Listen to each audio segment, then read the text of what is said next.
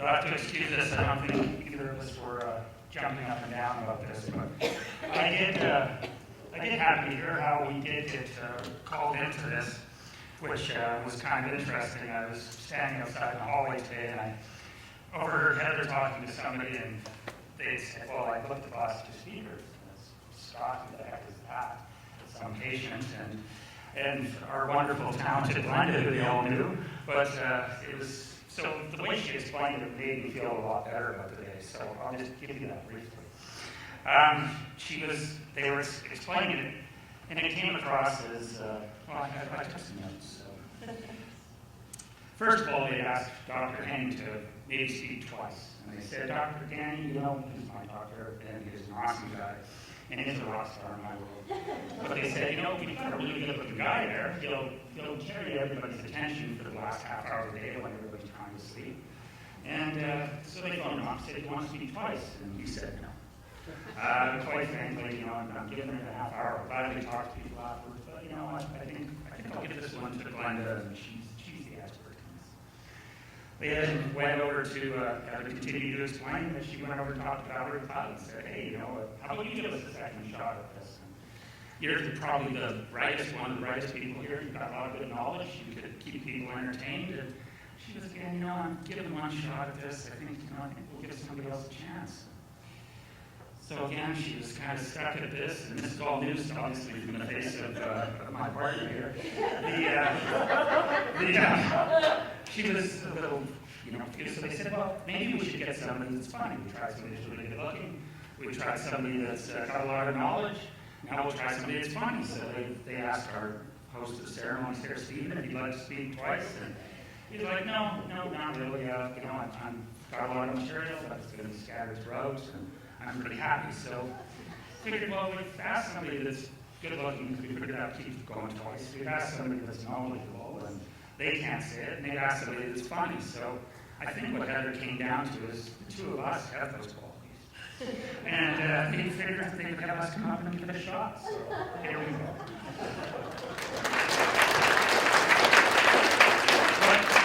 What we've been asked to talk about is, they're on board there, change your quality of life dealing with side effects. And we're going to go with that in two different sessions.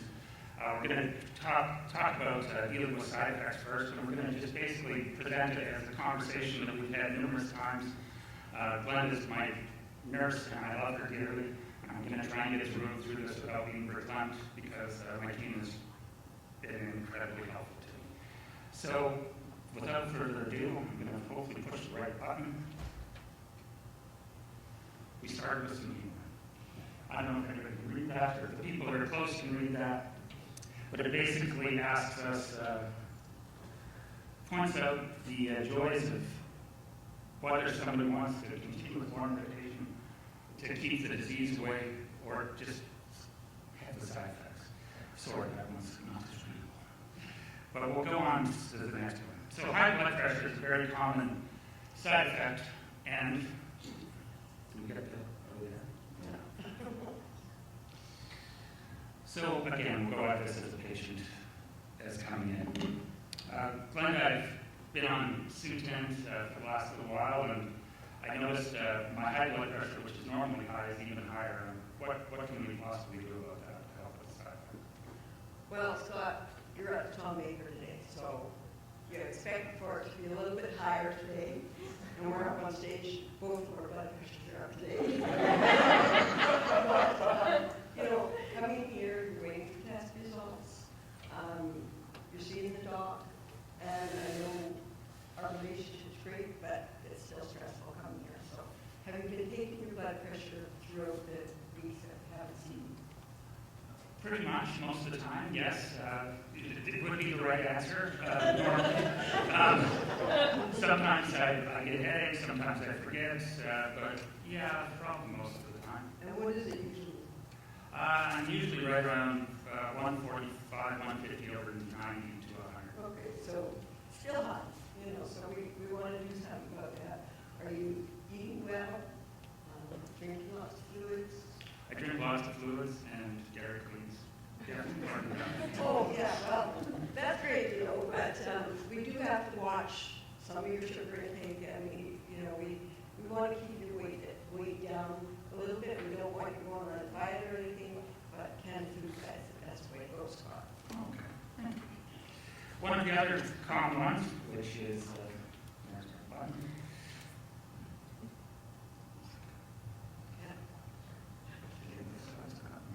Oh, there.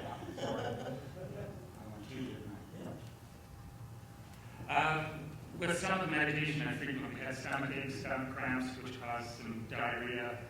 Doesn't seem to, I don't know, is there a diet thing to change, or what needs to happen? Well, how often do you have diarrhea? I usually have it about once every second weekend, and it's usually followed on usually on the weekends for me. I probably cheat a little on my diet on Fridays and Saturdays with the kids, but Yeah.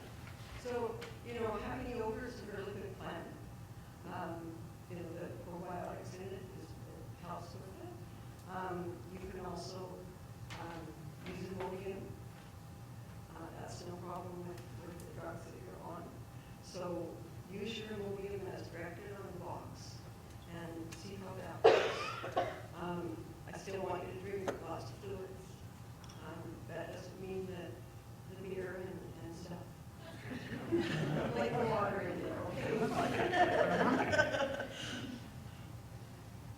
okay. One that really hit me very honestly with Sutent was I was very, very tired. And I had a set of steps that literally, I don't know how many of you experienced the same thing. Just even walking up 20 steps to my bedroom was literally a decision that I had to make. On my way up, I would sometimes just stay downstairs and wait just because it took so much effort to take me out of it. Anything we can do about that? Well, the tiredness, as you all know, is not the tiredness, well, I didn't have a very good night's sleep last night, so I'm through today. I don't think I could put one foot in front of the other. And this is quite natural, quite normal with all the treatments that we give you. Again, eating well is a big thing. Take small naps throughout the day, and you'll probably find that you'll have a general time of the day, like whether it be early afternoon or morning, they feel more energetic. So plan your day around that. So if you've got something that you need to do, plan it so that you're doing it during that energetic time, and then you can still have your nap. Okay? When that was happening in my own life, I did talk to my my work at that time. I did ask if I could take some time in the afternoon if I needed to lay down or whatever, and they were all very good about it. I haven't heard anybody say otherwise, but they did help when I did need those days. So. Yeah. And I think most employers are quite empathetic if you're just honest with them.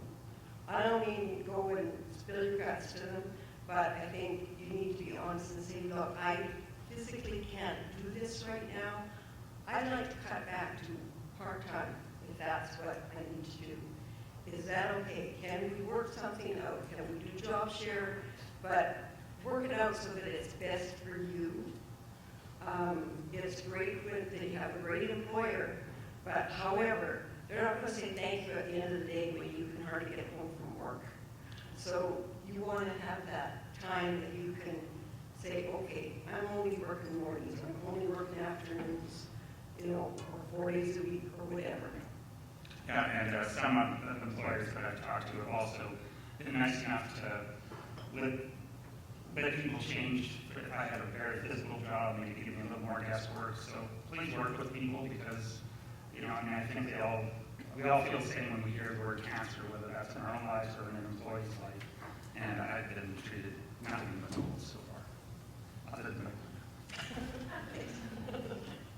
a decreased appetite. I'm waiting for that one to happen. I was on steroids with this as well, and decreased appetite. I think basically everybody in my life is waiting for that. But if that actually ever happens,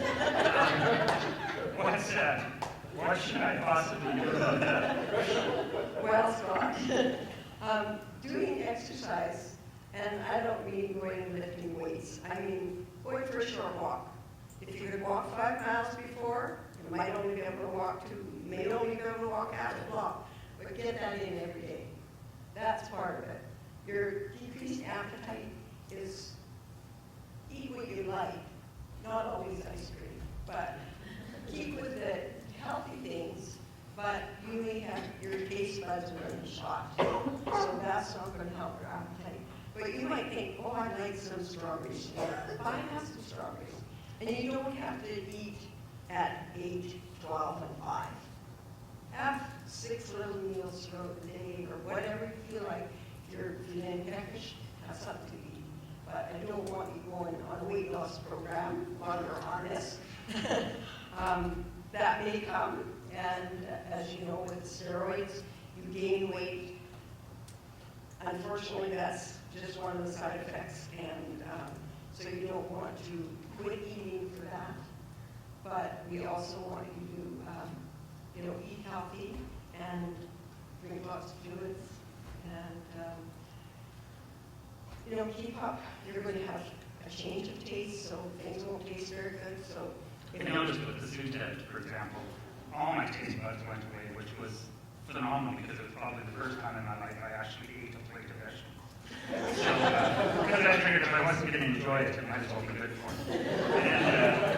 And it was, and I did find I had more energy with that. I tried juicing to get better things in me, ensure on the days that I was nauseous, to try and help with the weight loss, because there was a time after my nephrectomy that I had, I lost 40 pounds in a few months, and because I couldn't eat anything now, so. And I always tell my patients, Ensure with a little ice cream and put it in the blender, tastes a heck of a lot better than plain Ensure. And plus you're getting more calories, and if you can get some Ensure down, it lights up and keeps you going. Now this is one of those side effects for me. I don't know how many other people, I'm not a put your hand up type of person, but I know with nausea, for me, that is my worst side effect. I spent 4 days on my knees at the big white porcelain throne, not like when I was a teenager, but actual days of not being able to keep anything down and throwing up, and the retching and the pain really, really bothered me. And you helped me through there. Home care helped me really through there, really to refresh my memory. Well, I think part of the big thing is to use your team. We don't want you to phone and say, oh, I'm going to hang you out today.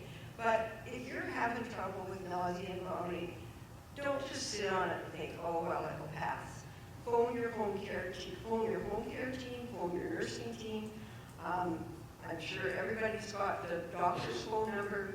You can phone the Tom Baker if you're in Calgary, or you're a Calgary patient, and you can phone the triage line, and they will look after you, or they will call your nurse or your nurses, and we know what you've been on, so we can say, okay, Dr. Hank, you can get something else for this patient. So it's not something that you should just be sitting and bearing. I'd like you to look after that and get other people involved in the fact that, okay, I need some help here. What can I do? Can you give me more medications? There's different things for eating-wise. You may find that fluids are easier to take than solids, or vice versa. Fluids you can juice, and so you're still getting your nutrients. If you're only able to eat solids, well then make it healthy solids, fruit, vegetables.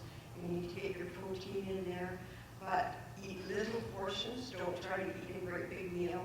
If you put a big steak and baked potato on the plate, it's not going to feel appetizing if you've got nausea. So have little meals and have things that, use a salad plate rather than a dinner plate, because it's not so intimidating when you see this great pile of food when you're not feeling well anyway. So it's better to just have small amounts, 6-7 times a day, however often you can handle it, and try to keep it under control that way. Often some anti-nauseants before you try to eat, like metoclopramide or something, 20 minutes before, and you can eat your meal and you're keeping it down. And if it's a little meal, then it's not so much to get that heavy feeling in your stomach. I found when I was also getting the radio tactile stuff on my brain and on my rib and wherever else I had brain, I had proof of that on pictures. Actually, the ex-wife didn't. So the I bet it wasn't empty.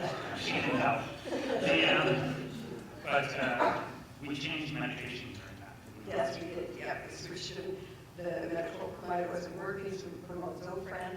You know, there's different things that are going to work for different people, and that's where your healthcare team comes into play. So you want to phone and say, okay, this isn't working. What else? And it's just a matter of getting the physician to write a script, and we can phone it into your drugstore, deliver whatever needs to happen, so that we get it under control, so that you're not losing weight and you know, you're not just feeling like oh, I don't even want to get out of bed today because every 2 minutes I feel sick, or I can't go for a walk today because I don't feel well enough.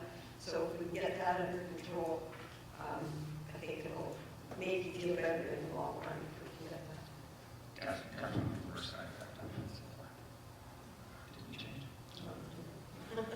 Or hoarseness, which you were faking earlier. And we're just throwing out here by myself. That's not only patients. Well, it doesn't happen a lot of the time, but some patients do get quite hoarse, like I always sound. But it's a matter of just you can keep lots of water, lots of lemon drops quite often help, just to keep the throat, get your saliva glands working and keep your throat a little bit lubricated. But if you do find a change in your voice, it's not something that, oh, now I've got something else wrong with me. It's just, it can be part and parcel of the treatment. So, I'm hoping to get the hoarse voice just so I can actually have a manly voice and pretend I'm going through puberty once. Still waiting for that. One of the common ones that happen whenever I had it is dry skin and different things like that. Some people complain about hair loss. I know I had the white and gray going on there for a while. Now I'm just got it. With skin, dry skin, I mean, Calgary is not the best place to live with dry skin because it's so dry here anyway. But loose-fitting clothes, using sunscreen when you're going outside, as we should all use it at all times, but be a little bit more diligent about that. Use lukewarm water rather than hot, so don't have a boiling hot shower, because when your skin is tender and from the treatments, it's not going to help by having hot showers and baths. Keep your hands and feet cool. You know, don't put on woolly socks and slippers after you've had your hot shower, because it's just going to make your feet and hands more tender. So keep them cool, keep them well lubricated. So I hate to tell you this, but like Waxall base or utterly smooth, one of those kind of greasy yuck creams that you don't like, are the best thing to use. So you put that on in the evening before you go to bed, and let it soak in your skin, and it'll keep your hands and feet from cracking and causing problems. And try not to wear tight-fitting shoes and things. So when you're around home, go barefoot is the greatest thing. If it's too cold, you've got tile floors, and it's too cold, by all means, put just a lightweight sock on, or just wear flip-flops, so that your feet and hands are always cool.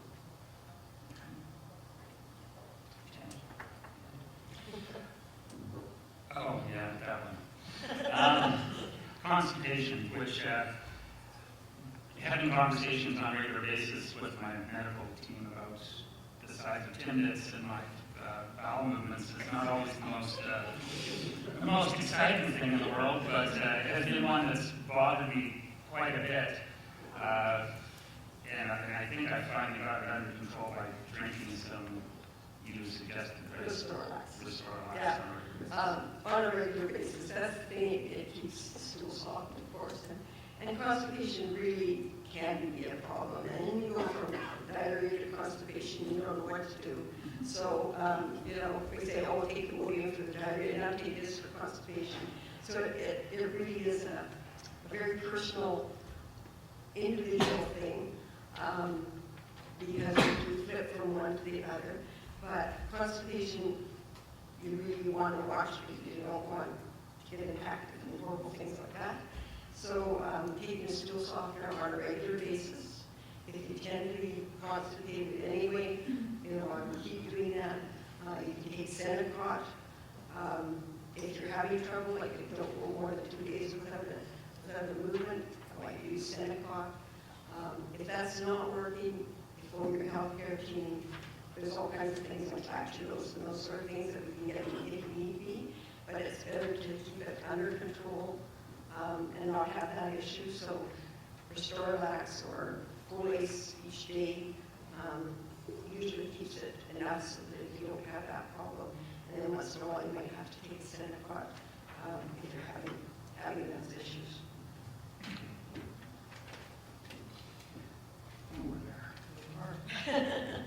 When we were sitting down to talk about this, the quality of life part really hit us, because on the days that I'm too nauseous to do anything, I feel like I lose the day. I spend the day in my bedroom, and I don't get to go out and see my kids. I don't maybe get to walk my dog. So we kind of thought we'd talk about some of this. And Glenda, I liked your idea about the journal. Yeah, I said just about this. Why don't you keep a journal? I don't want a journal only on, oh, I had diarrhea in this day and I was constipated that day. Just top of the journal, put 4 things that went good that day. So whether it was, I got out of bed and got my feet on the floor and I wasn't nauseated, or it was, my dog came up. Scott's got 2 Pomeranians, so, you know, you'll see them. But, you know, the dogs came up and greeted me this morning and made my day. Anything that was positive in your life that day, put that first thing. So when you look back at it, it reminds you that not everything is negative in life. And years down the road, when your kids look at that, they can say, look, Mom or Dad had all these positive things going on in their life, along with their trial through cancer. They still have these positive things. So it's not only good for you and your medical team, it's good for the family. So, and I think that's something that we really have to watch, that we include our family in all these things. Scott often brings his kids. I've met all 3 of his kids, and they come for a visit, and with Scott, so they know what's going on. And by keeping a journal, you know, Scott's having a really rough day and he's sleeping all day. His daughter can say, all Dad does is sleep. But then she will look at the journal and say, oh, but he did. A week ago, he was going for a walk or he was doing this. Oh, so I guess he's not really just being the lazy bum that he usually is. He is doing something. So I think keeping a journal, and it really helps the medical team, because Scott's a great example.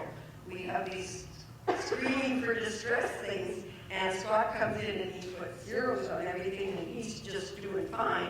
And I said, well, you didn't have diarrhea this morning? Oh yeah, but it's fine today. Well, we need to span the whole thing and make sure that we're covering all of the symptoms throughout that time period that we're not seeing him.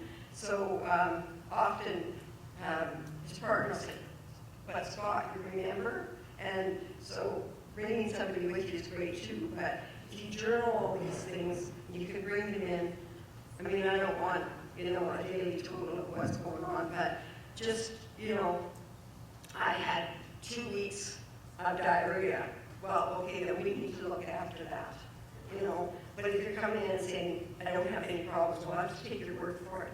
So your healthcare team really does like you to journal. So for your family and yourself, the positive stuff, we like to hear too, but, you know, but the other stuff, all your side effects, if you come in with that to us and tell us you're having that, then we can sort of preempt it the next time so that it doesn't happen again. Yeah, the important one on that for me is I don't often remember what's done. I had problems with my brain after a couple different surgeries and things and couldn't remember my name. So writing things down really helped too with making sure that I took the medication every day. And when we're going to try and find problems with why I've had headaches for 3 days or nausea, having that journal written down is a heck of a lot better than my memory. I see. So one of the things that we're just going to go into some slides here.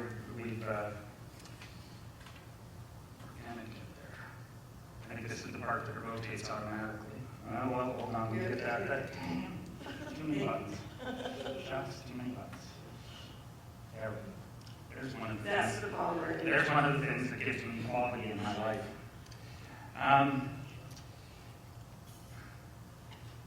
There we go. So one of the things that's helped everybody with is with my team, and I've been lucky enough. When I first started out on the cancer journey, I would go up to my specialist and nobody in this room, and I had some problems that had to be taken care of, and I left it. It was new to me in the journey. I obviously had had cancer before, and was going to get back to me in a couple, 2-3 months, and I trust everybody. I like everybody. So I just went, okay. I should have communicated that to more people. I since then have got my MD, my family doctor, who gets all of my reports from Dr. Hang and Glenda and all of my other specialists, Dr. Baroni, and explains them to me in terms that I can usually understand. And if it's a bad day, like you're finding out something's worse, they explain it to me in a term that makes me less anxious. My blood pressure doesn't go quite so high. The reason we have the pictures up behind us right now is part of the stress and the quality of life is enjoying. And we've heard a few people say it today that cancer changed their life for the better. And I think the first time I heard that, I probably wanted to slap somebody. But I didn't feel it. I was in that first stage where you're angry and in denial. And I since then, I do appreciate that I have time to make things right with my family, my friends, visit people, tell people I love them, phone people. And our challenge to you guys would be to do those things, to take stupid pictures of your cat or whatever else is flashing behind us. But what else did we do?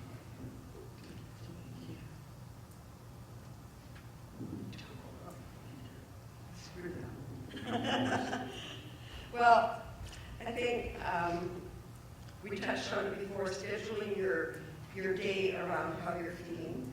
I think we have to look for the good things, and if you've got something planned for a day, don't plan 3 things one day. Plan 3 things in 1 week, maybe. But, if you're looking forward to going somewhere, then by all means, take that and run with it. So if you need a nap in the morning so you can go out in the afternoon, do it. Don't say, oh, I got a vacuum or I've got to do this out of the other thing this morning. Forget that. It's going to wait for you, unfortunately. So do what you want to do. Do it with people you want to do it with. And enjoy your life and get that quality. So if you were a golfer and you used to golf 18 holes, and now you can only golf 9, or you can only dig a hole in the backyard and putt into that, so be it. Enjoy it. If you can't do that, then what you should do is just watch golf on TV if that's what you enjoy. But do it as much as you can to get the quality of life that was yours before this diagnosis, and enjoy the people that you love, and create your support team, and blog. What else? The thing that's sort of flashing behind us is pictures, and one of the things that I have is a big list of things that I wanted to do, my Alberta bucket list. And my Alberta bucket list is get pictures of all the big wild animals in Alberta, see some of the buildings in Calgary that are incredible, get some of our sunsets that are incredible, and take people that I love to go see them. That's really meant a lot to me. Okay, so support groups are a big thing. Have your support team. You can always call your nurse at wherever your cancer center is. Scott has very kindly put up, you can call him. He's one of my more positive patients, so that's one reason that I asked Scott if he would do this presentation with me. So use the people around you that love you, and keep a positive attitude. Yeah, and the other, just find me, and then we'll leave before we get thrown. The music plays us off like whatever they're called. We've all got somebody here that we've met today, and I would definitely encourage everybody to change the phone number. I'm a hugger, so if you're going to come by and get mine, you're going to get a hug. That makes you comfortable. You're going to get one from Glenda too, so that's really not going to work for you. But our phone number's available if you want to talk to us. Please get them. Make this a good thing. We've got some great people here. We've met them, so take the advantage to talk to each other too. And thank you. Thank you.